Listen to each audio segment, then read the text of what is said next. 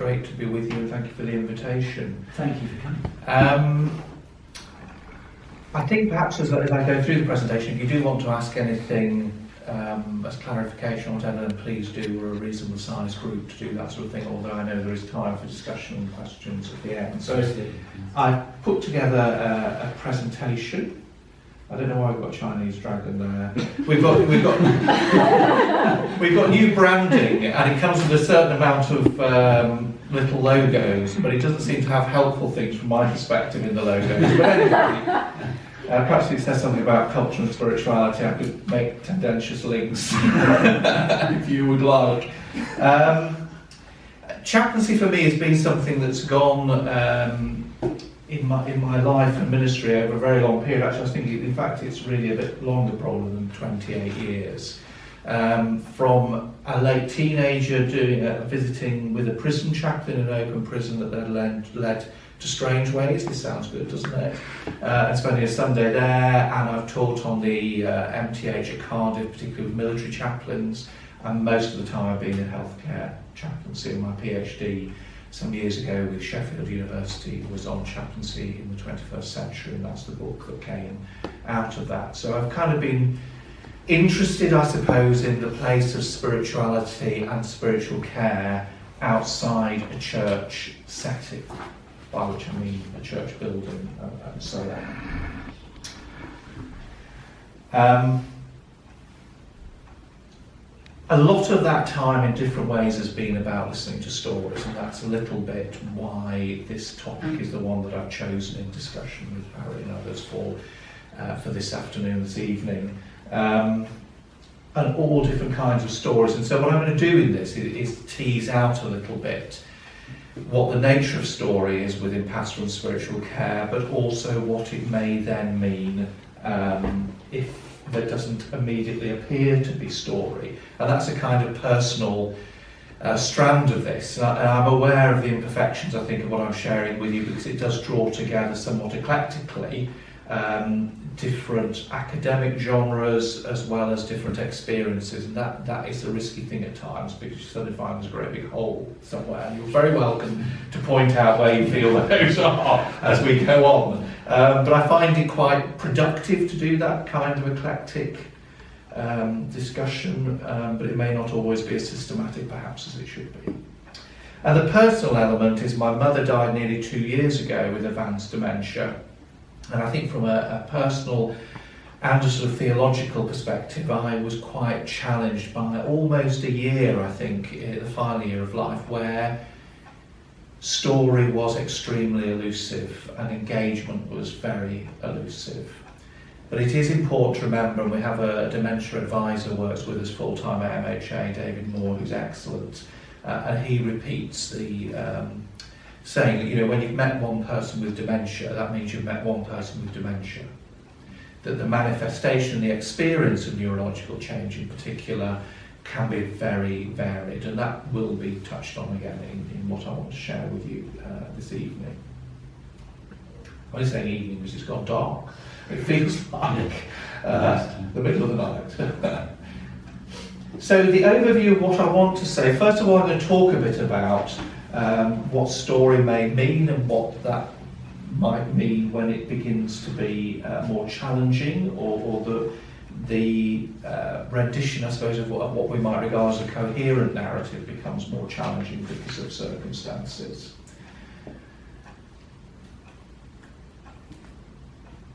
And then to look a little bit about the ministry and spiritual care in relation to that. And I'm going to touch on some research, which isn't particularly new, but I hadn't come across it before, which I think is really interesting around ministry and spiritual care in relation to story. And then the limits of that actually is my mother. In fact, they're both, in the first one story, that is my mother getting married in 1957, and my mother within the last year of life, where she was almost for the entire year confined to bed and finding it very difficult to communicate. And that relates obviously to the impact of dementia particularly. I think the final part of this, Theology with and Beyond Story, is probably going to be some questions rather than conclusions. That sounds very theological to me. And hopefully that will lead into some discussion, I hope, and to benefit from your wisdom and an exploration of those questions. I did have this originally questions for theology, which I sort of changed from when I set out on this. And I did have the idea of speechless theology and what that might mean, but I'm not quite sure myself, so I took it out. So first of all, looking at the significance and place of story. I just thought I'd take a couple of minutes thinking about what kind of stories account for who we are. So if I were to ask you that question, so it's not a fact about you, it's not where you were born, it is a story. And if you want to be very quick thinking, I'm happy to take some interactive content at this stage, just tease out what, if somebody said to you, tell me something about how you come to be you in the way that you are today. It's a rather abstract question, but what do you have narratives that you might share or have shared in response to that sort of question?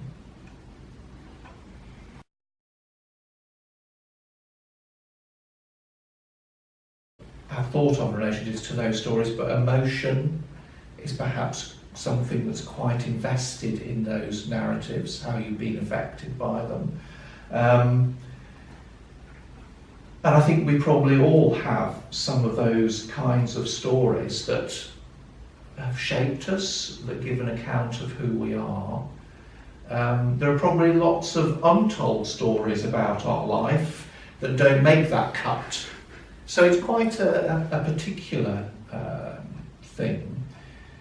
For example, when I go into a care home and visit somebody in their room, I'm always very struck by this person may once have had 30 pictures hanging on the walls of their house. There are now 2. The choice of those 2 probably says a lot about who painted them, or what they portray, or what they have meant to that person. And it's very interesting when people have to make those choices of selection as to what is there. We have within the organisation I work for, and there are many people in later life, are extremely good storytellers. Kate there just mentioned about location and geography and geographical context. And one of the things we often experience within our work with residents in a care home and residential setting is the story of how they come to be where they are. And so I'm going to show you a little clip. This is Jean, whom I interviewed a little while ago, and she's talking about being taken by a friend to see a care home. Jean was living at home, was an active member of the local Methodist church, and one of the members of the congregation offered to take her to a new MHA home that had opened in the city where she was. This little snippet is Jean talking about the conversation in the car afterwards. Jean has been to visit with another member of the congregation. This is the conversation in the car afterwards.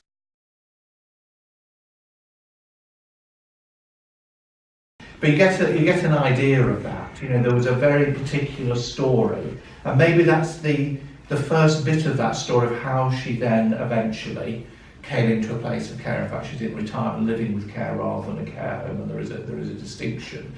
But you get a sense a bit of the fear of being in that sort of place. And I actually think of Angela, how brave to take her, and how brave to say, have you ever thought of going into a place like that? Because clearly perhaps other members of the congregation were thinking Jean isn't coping too well on her own.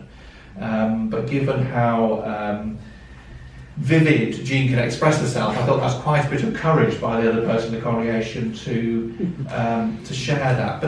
But stories, clearly for her, were really important for explaining and articulating how she came to be where she was. And we'll see one more little video a little later on. So I think there's something there about stories and emotional content. And when you look at the research, actually I haven't got my presenter notes on, so I have got the reference to this, but I can't see it now. the tendency here, and here is in the context of dementia, was very pronounced. So narratives generally have quite a lot of emotional investment, but when it came to people with dementia, it was the narratives that had the strongest emotional investment that tended to be the ones that were being shared. I think that's important to understand within providing spiritual and pastoral care to people. There's the reference, Westius, Anderson and Kallenberg, 2009. View of life in persons with dementia. And one of the guiding authorities in Paul Ricoeur, who began this whole trend really of narration and narrative within the way in which people self-conceptualise, how they think of themselves and how they enter into relationships with others. This is from a paper which critiques a little bit some of the way in which Paul Ricoeur's ideas have been taken up. And he does note he talks about Eakin here, noting that movement from narrative to narration, and I think from a product that is somehow imparted and shared to something that is ongoing and that is more dynamic. And I think that is quite right when we think about storytelling and narrative, and also about memory, that these are not passive and consistent things in the way that we sometimes think they might be. I think one of the challenges for providing care to people living within dementia within our society is this issue of primacy of reason or autonomy. And I just want to tease that out a little bit and the impacts of it. It's a very deep development, and some of the research that I did within healthcare chaplaincy, I was quite struck, and I'll give you one example now, that at the time of the Reformation, the hospitals on the whole, because of their religious associations, were dissolved. But they were refounded, usually within 20 or 30 years, or some of them were refounded. And in London, 5 were refounded, of which Bart's and St Thomas's were 2. Sorry, not St Thomas's, St Bartholomew's was one of those that was refounded, and Bedlam, or St Bartholomew's, or the Bethlehem Hospital, Bedlam, in London, which specifically, that hospital specifically, was for what were regarded at that time as the insane. And that's the way we get, as I'm sure you all know, Bedlam in the English language meaning that. But, very interestingly, Bedlam had no chaplain. And in 1677, it entered or cropped up within a discussion of a governing body, and therefore is recorded. And basically, the argument put, so that there was no change of mind about that, but at least there was a discussion of it in 1677, so over 100 years after the refounding, probably about 130 years after, that if somebody wasn't in their right mind, they couldn't benefit from instruction. Interesting choice of words, not pastoral care, but instruction. And the idea really, I think that is one example of which there's several others, that religion had quite significantly moved into the mind.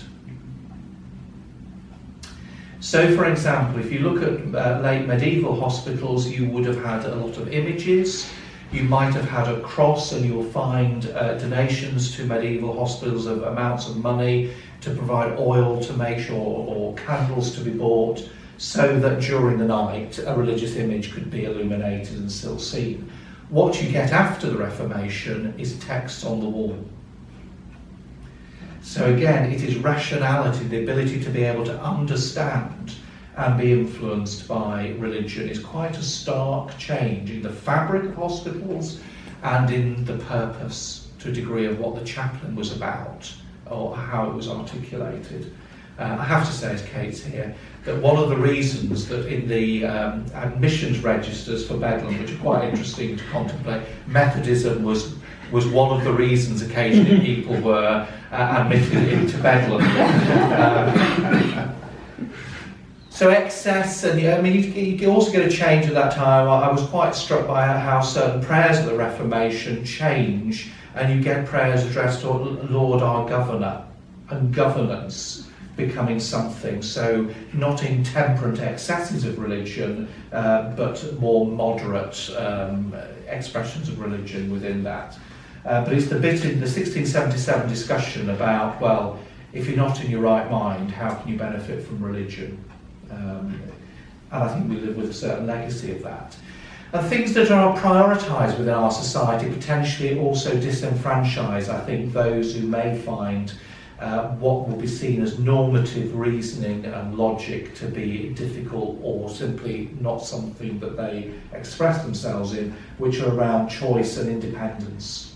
Choice and independence seen as very significant virtues within society.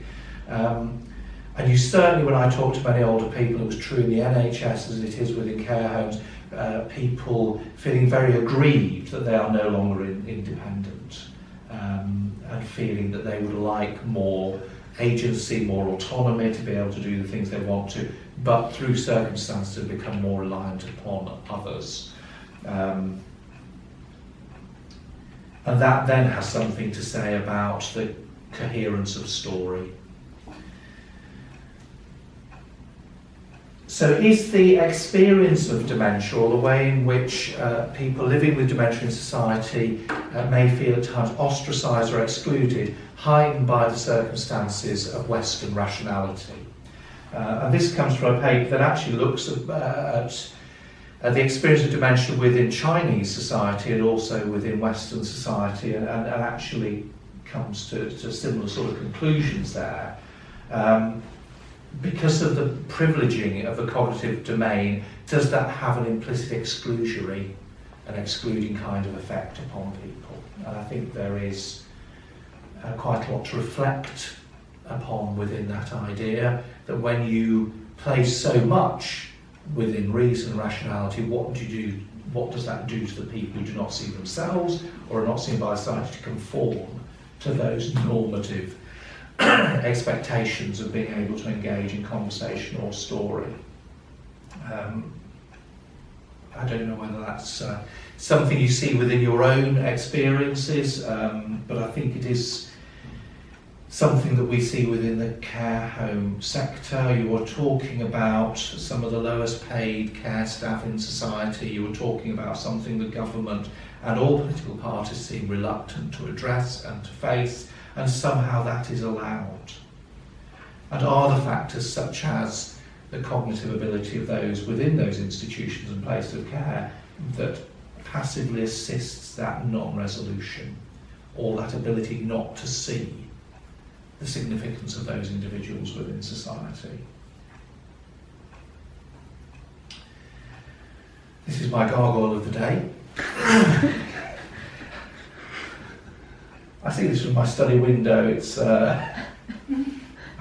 my wife has just been appointed to York Minster, so we're now living rather near several gargoyles, some of which I feel are looking at me. But anyway, that's another story. Of course, there's that thing about my story and our story. You know, you may have, and I began by asking you certain things that were personal to you. Yes, they were connected into other people, they were connected into other circumstances. They were not in isolation. When you talk about family and when you talk about geography, I don't think that necessarily means sitting on top of a mountain. It means living in a place with other people. And when you talk about illness, and that illness certainly brings us into contact and dialogue with other people, whether that's health professionals or members of the family. So how do those things relate? Some of those are recurring stories. For example, in the Christian setting, I always feel we go through the cycle of the year. We're happily in Advent now, but we're never in the same place when those stories recur. So there's something about the constancy of those stories, but those experiences, perhaps it's waiting within Advent, is reinterpreted because we've had or are having certain experiences in life or new experiences. So it's never static. I'm quite keen to the central quote there is from Tweed, Crossing and Dwelling, a book about defining religion, and I quite like that dynamism, dynamic qualities, where we're from, identify whom we are with, and prescribe how we move across, actually how we transition between things. And it seems to me that religion and religious framework often holds that for people within their stories. A few years ago I was writing a passion play for a church I was in for Holy Week to be used, and I went away somewhere nice and isolated to do it. And I can't remember quite what association I was making in terms of the writing of that. But I began to think of the book of Genesis in a different way. And I think, again, we think of that as quite a static account potentially within the Judeo-Christian tradition of creation. And it was the first time I began to think, well, actually, is this a story of creation or an act of creation? Because if you own that story, you become part of a people. And the commonality of owning it actually has a creative dynamic, it seems to me. Because the people who own that story share certain characteristics together of what that means, of ethics, of values, and certainly from a perspective of the Gospels, when people enter into it, they are being created, at least through baptism, as part of the church. And is there a dynamic process with that? And I hadn't really thought of that. To what extent do those accounts have a generative function that isn't simply about a past description, but is about a present and continuing reality? And I think how that and how we see within people we work alongside within the care home setting, how elements of religious tradition continue to live and be generative within their own lives and religious journey. And it's not all something that is simply a recollection of the past. I think I've mentioned already, I'm alluding to the idea, I was saying at the start, memory is not static. I think that psychiatrists and psychologists would say very often our memories are remembering the last time we remembered something, not going back to the beginning of that process. So consequent, for that reason, there is a lot of change. We remember memories. Current circumstances alter the telling. I was saying a little bit there about the church's year, possibly, that example. Who we're telling something to. I think that's a really interesting one in terms of chaplaincy. Are certain things said in the chaplaincy role that wouldn't be said to anybody else? And of course other conversations happen with other people who have particular characteristics that elicit elements of a story. Place of critical memories. I'm going to say something about that in a little bit more, perhaps that will explain it in a moment. When I was a curate, I visited somebody with some frequency to take communion at home. It was somebody who was living on their own, who was perfectly able, it seemed, to take care of themselves, but this particular story would almost always come out. And it connected to the death of her husband. And it had a particular shape. So it always had a beginning, it might be, I woke up that day and I knew something wasn't right. And then it would involve perhaps the medical profession, hence we have a little ambulance there. There would be people within that story who would crop up. I can always remember an element of that for this lady was, the way the nurse took my hand in A&E and just sat with me. Always was part of that story, and the end of the story may have been the death or indeed the funeral of that person. And it seemed to me that there was what I would call a crisis ellipse, that story had very consistent factors within it. It seemed to be a memory that was not particularly like other memories. It had a very deep penetration within that person's life. It had very profound consequences within that person's life. And there was a shape to that telling. So I can't see my notes, which I have to address this in future. I'll present a view. But one of the person who writes on it's the Wounded Storyteller, I think is Arthur Frank. Yeah. Arthur Frank. He talks about these kind of critical stories, and that they do seem to have a nature and a character which is quite different from other sorts of memories. And I'm sure that story for that person would have continued because it was being re-remembered with frequency. But I sometimes use this example when working with healthcare professionals because this is a very great burden, I think, on healthcare professionals, particularly working in something like A&E. Because what you are doing might have recurred with some frequency, but in that person's life, it is the unique occasion.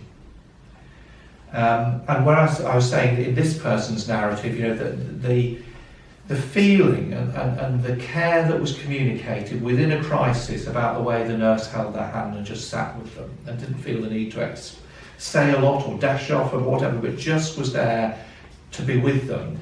And there were also, in other people's accounts, the opposite, and a deeply buried negative that seemed very hard to extract from this. So the way the doctor said something to the person, oh, well, they've had a good innings, or something, something almost dismissive that feels completely out of kilter with that person's experience of the intensity. And I've known people for whom it seems very difficult to get that out of this ellipse and this retelling of the story. And so at one level there can be quite healing things that are placed there, but there can also be quite negative or feelings that have quite negative consequences to that person that continue to live there. And that isn't easy, but these stories that have particular consequence.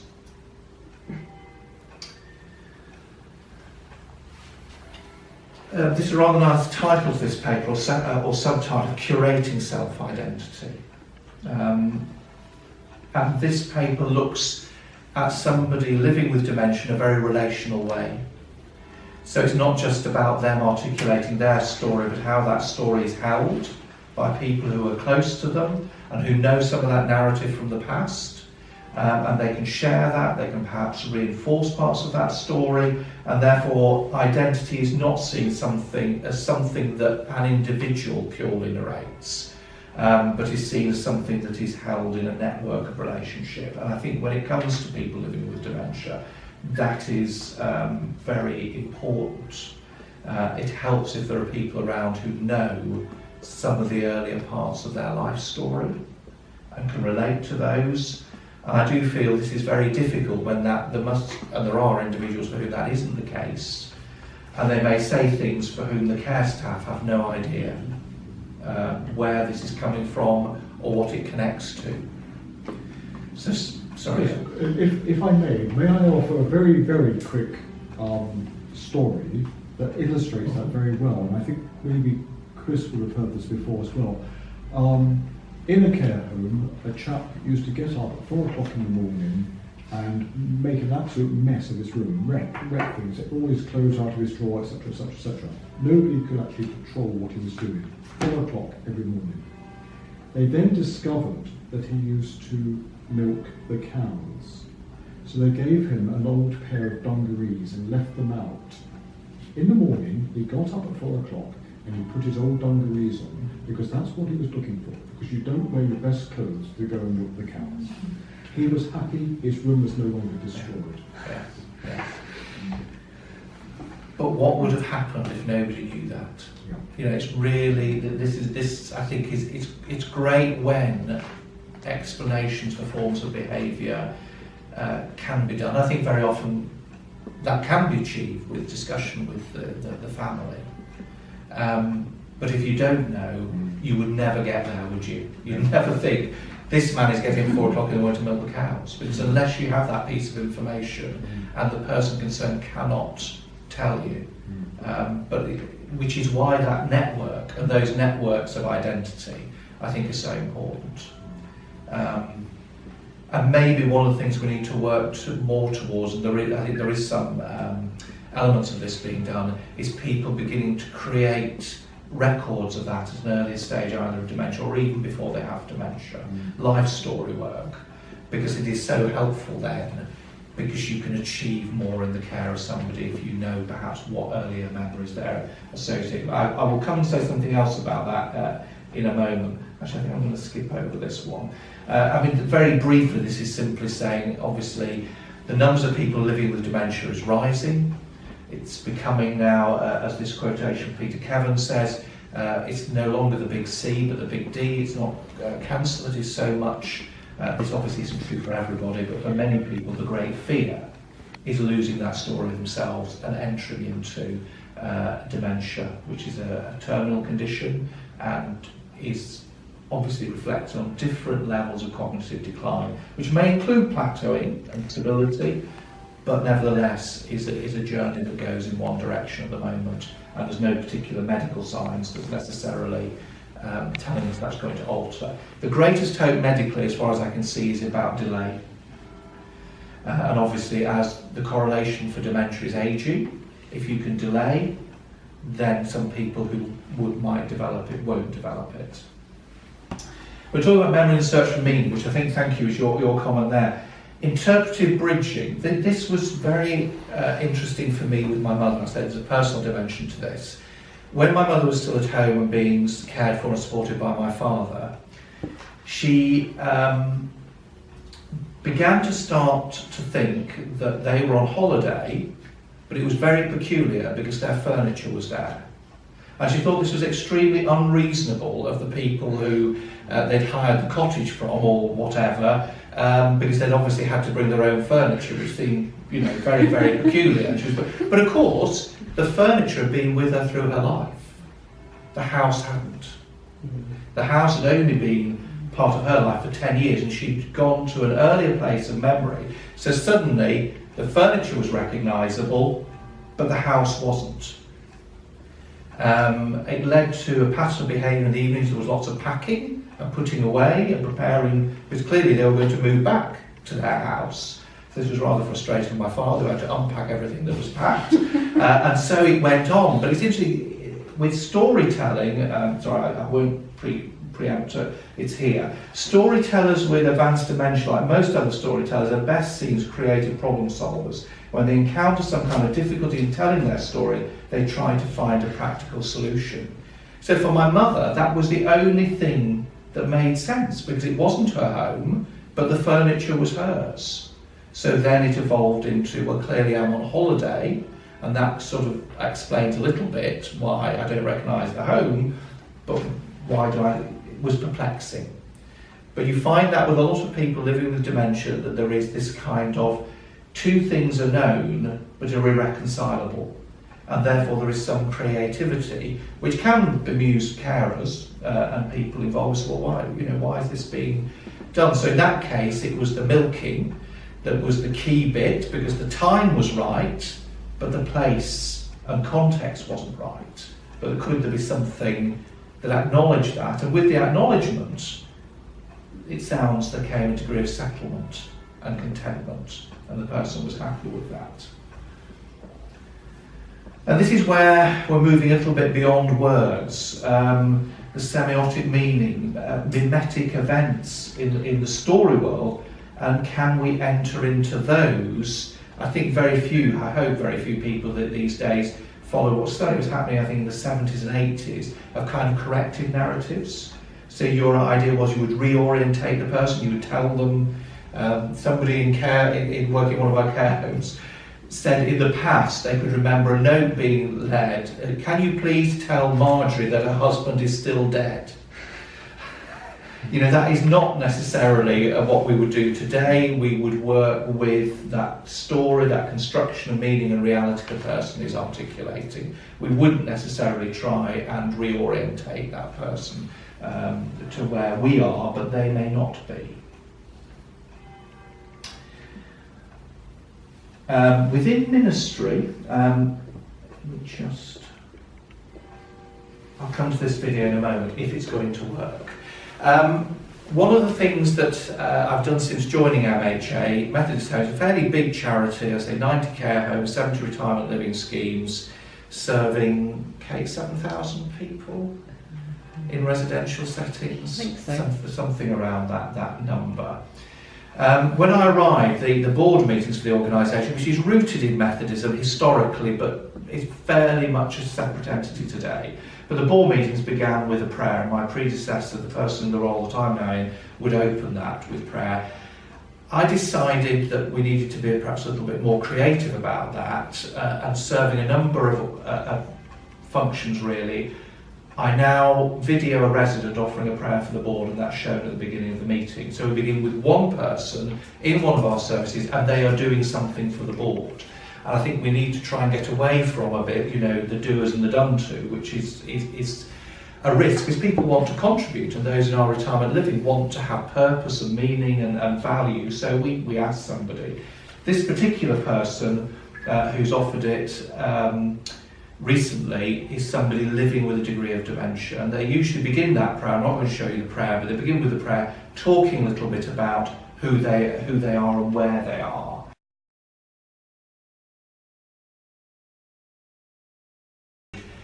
But that search for meaning is kind of that she wants to know where she is, its meaning, what its purpose is, and this will have no doubt been told, but is not retained. But that search for coherence, for an understanding. I'm not quite sure what You Men's Jobs was about, but perhaps that reflects in the past gender. What was interesting was I wonder how much will this person retain really of this experience of contributing this, which was all consented and so on. But interesting, the manager I've seen subsequently was talking about, she talks about her interview. So again, a meaning has been given and developed for that particular experience, but that search and desire to reconcile what is happening now with somebody's understanding is very characteristic. Oh dear, there we go. No? It's gone to sleep. It's gone to sleep. I'm not sure why, but we can wake it up. Back a second. I hope this is unlike people in the seminar. A little bit left. I just want to talk very briefly about the chaplain's kind of role within this and where spiritual care. Yeah, there we go. I think one of the benefits is, of course, the by far not all our chaplains wear dog collars or whatever. They're not all ordained anyway. But sometimes that role, whether it's a chaplain or whether it's a minister, I wonder whether sometimes our residents relate to the consistency of that. Because it's not that you personally are a vicar, but you are a vicar, as you might be a nurse or a doctor or whatever.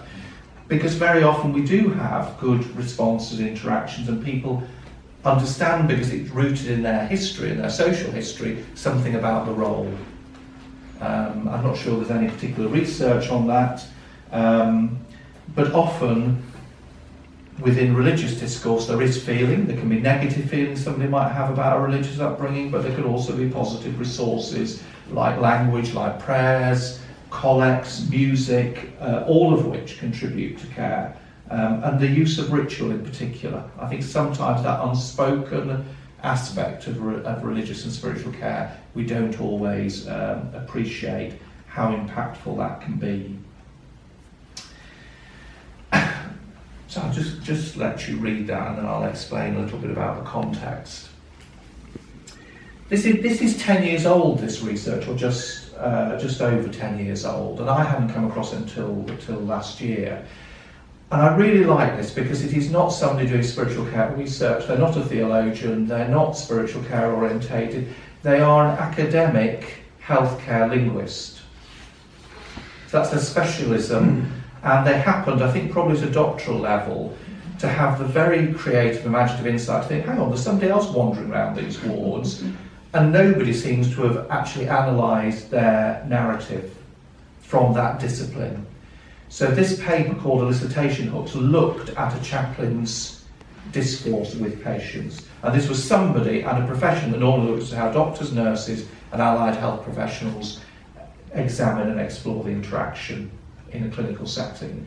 And he was quite blown away by his study because he found some very unusual characteristics, one of which is that quite normal language interactions were taking place, which was not the case always with doctors and nurses, but he felt they were being used very skillfully. And the title of the paper kind of cuts to the heart of what he thought was being skillful, that there were things, relatively simple things that chaplains were using to elicit people's stories, to be able to get them, a patient or somebody in care, to articulate what was going on for them without it necessarily addressing a particular agenda. And I thought that's a really interesting thing to have somebody who's not, as it were, on the side of spiritual care, but is looking at it very dispassionately, identifying something about the way in which, and I would say quite often I've met chaplains who have undersold the skill of what they're doing. And it's really quite useful to be able to remind people, no, you may think it is, but I walk past, as I do most days, the stonemason's yard at Yorkminster. I'm sure if I asked a stonemason, well, how on earth do you do that? He said, oh, it's dead easy, you just do that and that. Of course it's easy for that person when those are the tools of your trade and the skill. But for somebody who isn't, it's incredibly difficult. There's a report in the year 2000, which was a study based on interviews with chaplains by some Helen Orchard. And she was quite critical in that report, because it seemed that chaplains were often saying, oh, I don't bring anything in particular, I just come and I listen to people. And she put the challenging view that, well, if you come empty-handed, i.e. you're not referring to any particular specialist skill, well then anybody can do it. And I, in my book on healthcare chaplaincy, picked that up at the end and really quite challenged it, because I think an awful lot of professional people find that incredibly difficult to do. To actually have the space to be able to receive that person's narration and concerns without shaping that by a very strong agenda. Because healthcare professionals are trained very skillfully, but they're trained for a very clear purpose as to certain pieces of information that are needed to be found out and discovered in terms of the exercise of their professional practice. What chaplains do, and it goes back to the dissertation hooks, is quite different in many respects from that. You might, if you have a religious resident or patient, want to find out certain piece of information to be able to provide religious care. But when it is a meeting with somebody who's primarily interested in a pastoral relationship, you begin having no idea where that's going to go very often and what elements are going to feature within that narrative. And I think one of the things chaplaincy does within residential care, and again has particular utility, I think, and usefulness for people who are trying to discover a narrative or share a life story, because through dementia it is quite fragmented.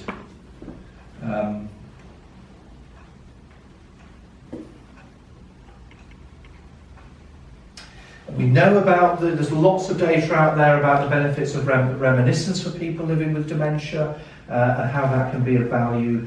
Remembering former memories and reinforcing them, it has been shown to have a constructive benefit.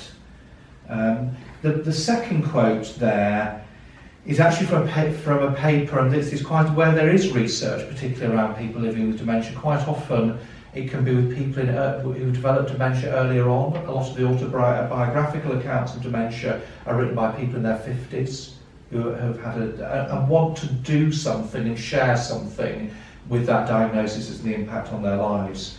And that's a study in 2010 that looks at 12 autobiographies written by people with dementia. Interestingly, at least half of whom have quite strong religious identifications as well, or that might be due to the fact that it's originated in the States.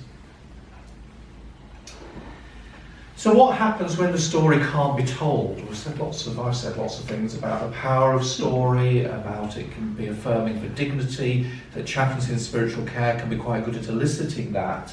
But as I said at the start, there are patients and there are residents that we have for whom it is very difficult to know where that person's internal narrative is and what they are understanding and engaging with in their situation of care. And how do we minister when dialogue is no longer evident? How do we know what we're doing is of value? And how do we provide care in those circumstances? And it can be, as it was a little bit, I think, with my mother, I'm telling stories about times I was with her, perhaps within childhood or at other points in her life story, but I'm doing the narration. And I'm not at all sure at how much engagement there is with that. And these are some of the questions I think I would like us to have a look at in a few moments.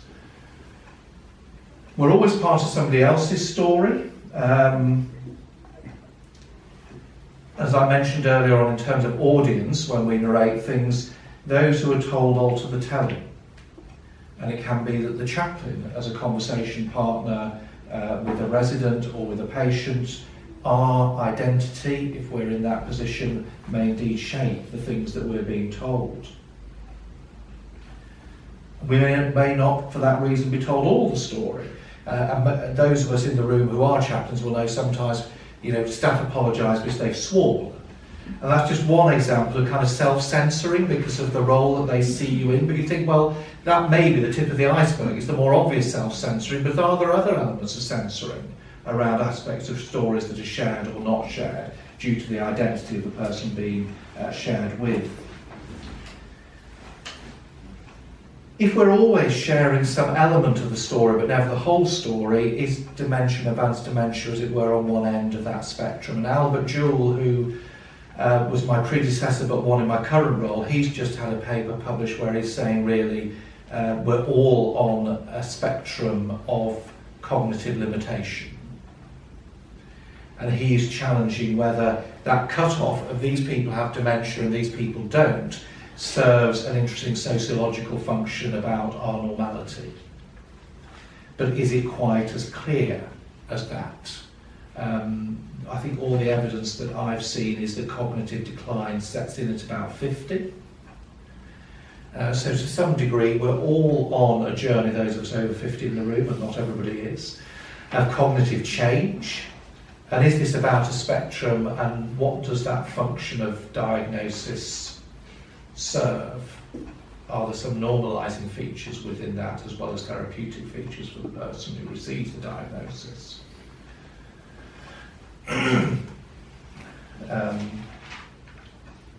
Our dementia advisor, I mentioned David Moore, he does some great sort of experiments with us. So he would ask us to draw a pound coin, the head size of a pound, the head side, not the tail side of a pound coin, and we'll give certain marks for the things that we've remembered. But it's very interesting, we can all be asked to do things, draw with our hand that isn't our primary hand for drawing something, that suddenly we feel very foolish, or we feel very inadequate, or we feel our memory isn't as good as it should be. Most of the time we perhaps avoid those contexts. But there are situations in which we can find ourselves. I had to log on to look at the mortgage the other day, and I got very, very frustrated with that. Because unlike banking, which I log on for relatively regularly, I don't for the mortgage one. So what is it's the number they have for your identity, then the password, but then they want letters for a memorable word. And could I remember what the memorable word was that day? It gets frustrating. And I don't think that I've got dementia, but I know that my memory certainly isn't 100%. It's not perfect. John Swinton, I'm sure a number of you may be aware, is one of the leading kind of authors on this topic. So for Theological Living in the Memories of God is his award-winning book on dementia. This is taken from Becoming Friends of Time, Disability, Timefulness and Gentle Discipleship. Peter Kevin, an author, an academic I cited a bit earlier, has taken to task a little bit, I think, John, with some of his reflections. In some ways, it is very positive about some of the interpretations of dementia, but I think that's a really tough one, isn't it? Although he also emphasises the place of lament.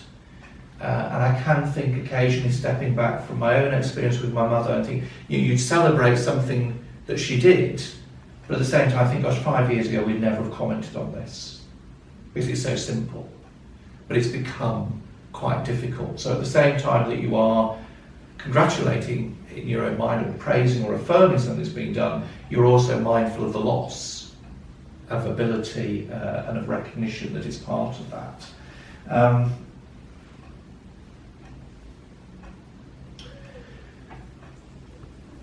Theology beyond speech, and this is where I'm going to stop in a few minutes and think a little bit about this, or hopefully with you talk through this.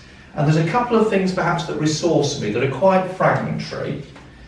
I love this quote from the beginning of Job, because partly it's about silence, it's about accompaniment, it's about witness, it's perhaps about saying sometimes words can in no sense do justice to the experience of suffering that is in front of me and before me.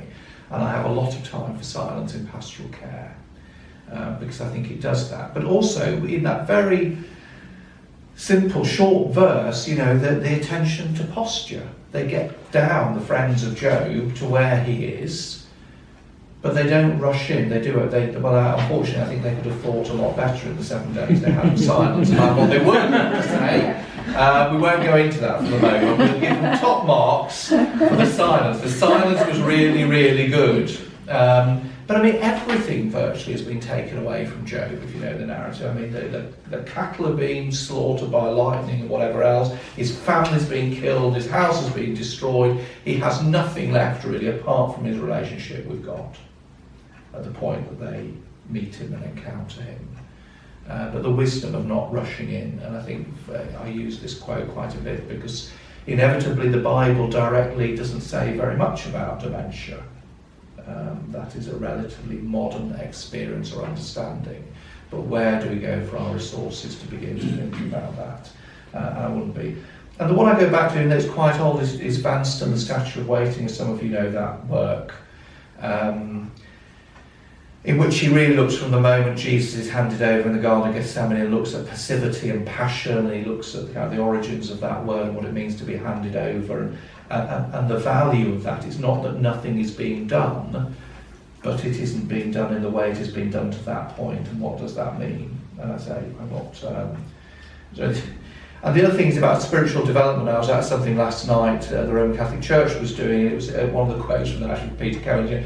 You don't retire from Christianity. You might decide you don't want it anymore. That's not quite the same thing. But the spectrum of development of life is often seen as a curve. Our abilities increase and then decline. But in faith, we don't tend to see that necessarily as decline. It may alter, but it's still on a journey of purpose to somewhere and to something, and of exploration and of discovery. I'm going to skip over this at the moment. We may come back to it in a moment, because I want to do one last thing before I finish. I think I shall bring that up afterwards. It's another video, which probably won't work. I'm going to finish with a poem, but it's always better to have the poet reading the poem. And this is a guy called Andrew Rudd, who, I was going to say is a minor poet, but that sounds rather derogatory. He was a poet laureate for Cheshire. Only Cheshire could identify the counties have this, but he was also poet in residence at Manchester Cathedral a little while ago. So he's worked. But this is a poem he wrote having seen a priest he got to know a little bit on the Isle of Lindisfarne, is where he came across him, presiding at the Eucharist. And this was a priest with a diagnosis of dementia. And he gives a little bit of background and then reads it, but I just wanted to finish with that. Some years ago, we were on a retreat on Lindisfarne, and there was a retired clergyman who was helping out with services. One day, he told me something about what had happened to him unexpectedly on a Buddhist retreat. For the first time in his life, he said, he'd seen the face of Jesus. It was something he'd talked about all through his ministry, but when the retreat leader had said, visualize the one you worship, whoever or whatever that might be, he'd received this overwhelming vision. I found out that this priest had a diagnosis of dementia, and he died some years later. As one who works with words, I was fascinated by that as his verbal grasp on reality began to slip, he was blessed with this non-verbal glimpse of God. It led me to think about the way we can often prioritise, even make an idol of the word, without acknowledging that the spiritual lives in the deep spaces of the heart. I suppose nobody is inaccessible to God.